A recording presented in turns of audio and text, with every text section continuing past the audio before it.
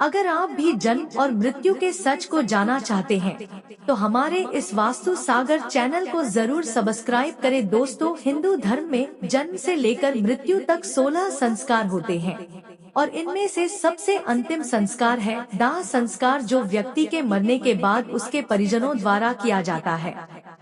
इस संस्कार में कई खास रस्मों का पालन किया जाता है, जो मान्यता अनुसार आत्मा को मुक्ति दिलाने के लिए जरूरी होते हैं।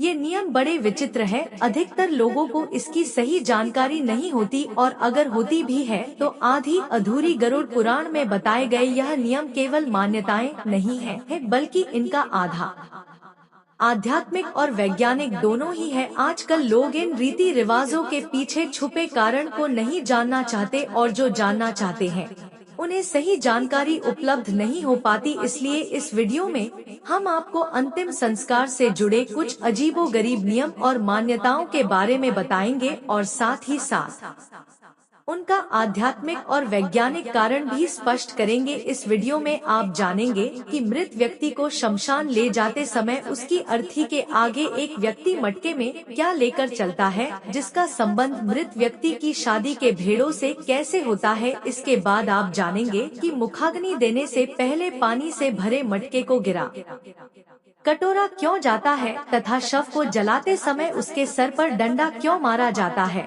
और अंत में हम बताएंगे कि शोभायात्रा में मृत व्यक्ति के ऊपर मखाने और सिक्के क्यों फेंकते हैं और शवयात्रा देखकर क्या करने से आपके पाप कर्म कम हो जाते हैं। वीडियो शुरू करने से पहले कमेंट बॉक्स में जय श्री नारायण लिखकर परमात्मा को अपना आभार व्यक्त करें। दोस्तों, आज देखने को मिलता है कि हम में से कई लोग अपनी पुरानी मान्यताओं को अंधविश्वास मानते हैं और वैज्ञानिक तर्क देकर धर्म के किसी भी उल्लेख को नजरअंदाज कर देते हैं। पतली रस्सी में बंधी मटकी और उससे निकलता हुआ धुआं आपने भी हिंदू शब्द यात्राओं में देखा होगा। इस लड़की को हाथ में पकड़कर मृतक का कोई परिजन शव यात्रा में सबसे आगे चलता है, फिर शमशान घाट पहुंचकर इसी मटकी की अग्नि को घास पर रखकर सुलगाया जाता है और इसी से मृतक का दाह संस्कार किया जाता है, यानी कि घर से लाई गई इसी अग्नि से मृतक का शरीर जलाया जाता है। मृतक के घर से लाई गई अग्नि से ही अंतिम संस्कार करने के पीछे एक खास वजह है। दरअसल दूल्हा दुल्हन जिस अग्नि के फेरे लेकर वैवाहिक जीवन में प्रवेश करते हैं, उस अग्नि को मंत्रोच्चारण से घर में स्थापित कर दिया जाता है। अनजान व्यक्ति इसी अग्नि का उपयोग हो या पूजन इत्यादि में पूरे जीवन करता है, यहाँ तक कि मरने के बाद भी इसी अग्नि से ही दाह संस्कार किया जाता है। पुराने समय की इसी प्रथा की मान्यता के रूप में आज भी घर से अग्नि जलाकर सुलगा हुआ एक अंडा या उपला मटकी में रखकर शमशान ले जाया जाता है और फिर इसी से मृतक का दाह संस्कार किया जाता है। आइए अब बात करते हैं कि मुखाग्नि देने से पहले पानी से भरे मटके को गिराकर तोड़ा क्यों जाता है। दोस्तों, अंतिम संस्कार के दौरान शव को चिता पर लिटाकर मृत व्यक्ति का लड़का या कोई अन्य परिजन पानी से भरा घड़ा अपने कंधे पर रखकर चिता के चारों तरफ परिक्रमा करता है। इस घड़ी में एक छेद होता है जिससे पानी निरंतर गिरता रहता है। परिक्रमा करने के बाद यह घड़ा जमीन पर गिराकर तोड़ दिया जाता है, जिसके बाद ही शव को अग्नि दी जाती है। आइए जानते हैं ऐसा करने का धार्मिक और वैज्ञानिक कारण। दोस्तों, शास्त्रों के अनुसार हर चीज नश्वर है, सजीव से लेकर निर्जीव तक सभी एक निश्चित समय पर नष्ट हो जाते हैं।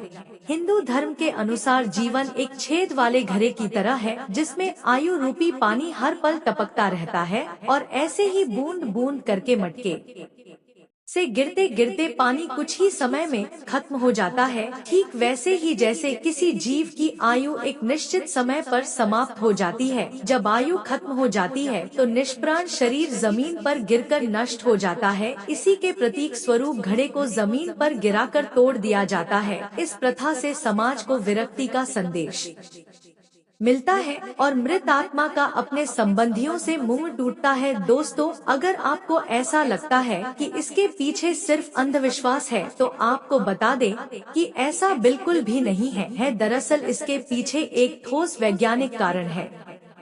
पुराने समय में शमशान घाट नहीं हुआ करते थे, ऐसे में शव को खेतों में जलाया जाता था। मटके में पानी भरकर शव के चारों ओर घूमने के पीछे वैज्ञानिक कारण ये रहता था ताकि जब शव को जलाया जाए तो आग केवल उसी क्षेत्र में रहे, आगे न फैले।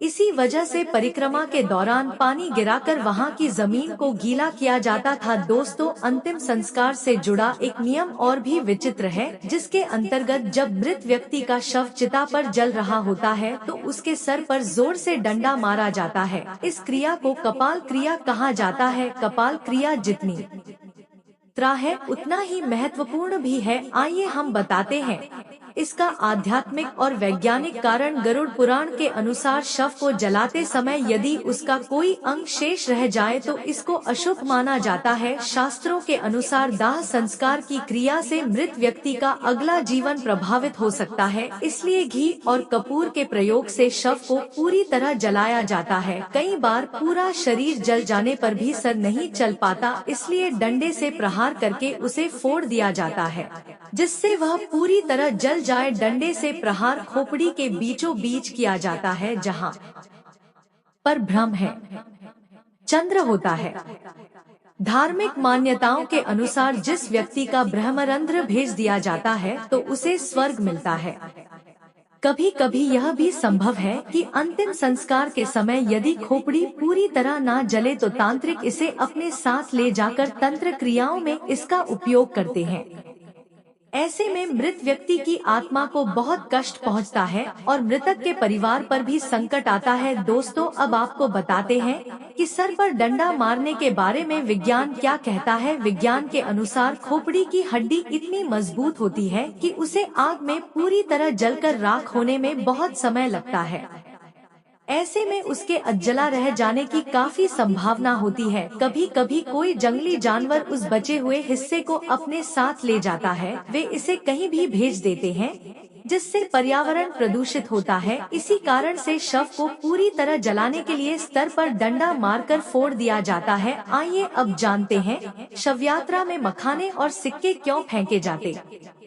दोस्तों, मखाना फेंकने का कारण है समाज को शिक्षा देना कि यह अहंकार त्यागने का समय है। मृत व्यक्ति को सामने देखकर समाज सीखे। मखाना को सांकेतिक रूप में इस्तेमाल किया जाता है, क्योंकि जिस तरह से मखाना बाहर से फूला हुआ होता है और दबाव डालने और सिकुड़ जाता है, ठीक उसी तरह व्यक्ति जब जिंदा होता है तो कई चीजों के लिए बाहर से घमंडी हो जाता है, लेकिन मरने के बाद वो एक लाश बनकर रह जाता है। इसे यह बताने की कोशिश की जाती है कि जीवन में कभी घमंड न करें।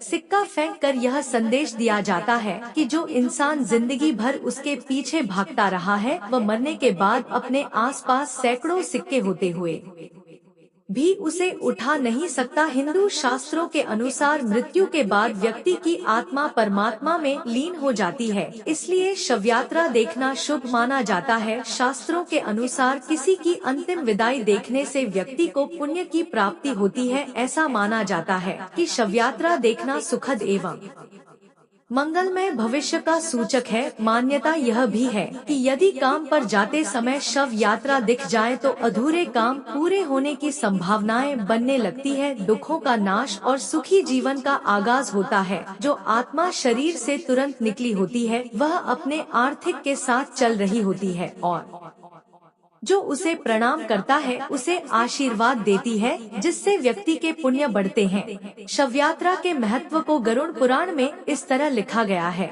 कि यदि कोई व्यक्ति किसी मृत व्यक्ति को कंधा देता है तो उस व्यक्ति को एक व्यंग्य के बराबर का पुण्य मिलता है। अगर यह वीडियो आपको अच्छी लगी हो तो वीडियो को लाइक करें, हमारे चैनल वास्तु सागर को सब्सक्राइब करें।